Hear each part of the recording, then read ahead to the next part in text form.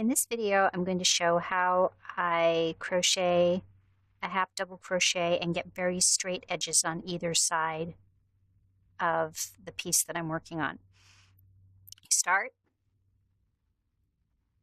by making your slip knot, putting it on your hook, and then chaining as many chains as you're going to need for stitches. So if I want it to be 10 stitches wide, I need 10 chains. So that's what we'll do here. 1, 2, 3, 4, 5, 6, 7, 8, 9, 10.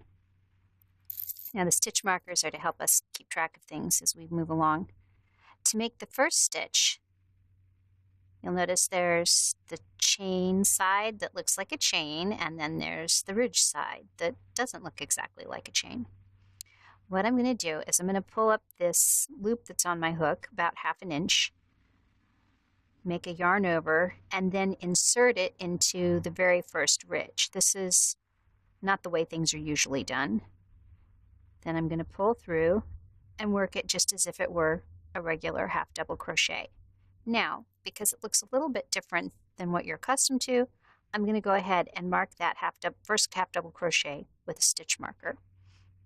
And then I'm going to work a half double crochet into each of the remaining back ridges of my 10 chain foundation.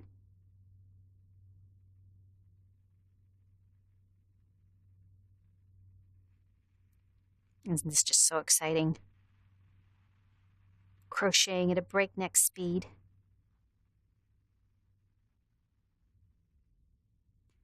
Okay, now here's the other place that you need to pay attention. When I turn, I don't turn it as if I'm turning the page of a book. Well, at least not a book in English.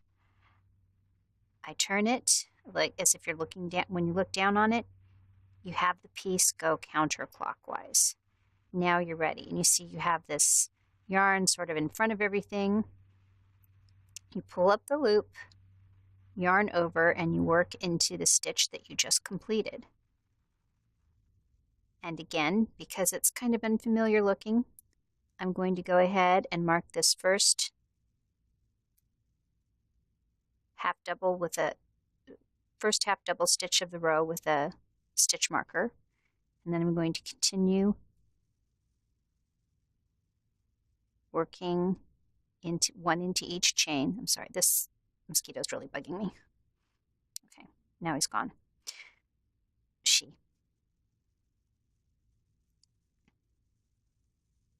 And I'm continuing to the end of the row. I've completed the 9th stitch. Now you can see that this first stitch is a little bit lower, but once you work your half double crochet into it, it pulls it right up. I'm going to show the turn one more time and finish this last row, and then that's probably as much as anybody wants to know about this. Again, if you're looking down on your piece, you turn it counterclockwise, pull up the yarn, the loop, and begin working just as you did for the previous row. So what will not show up in a swatch this small is just how awesomely straight the edges are. This can be a real conundrum with some of the taller stitches. By taller, I mean more than a single crochet or a slip stitch. And it can be a little frustrating when you're looking for a particular tidy kind of look.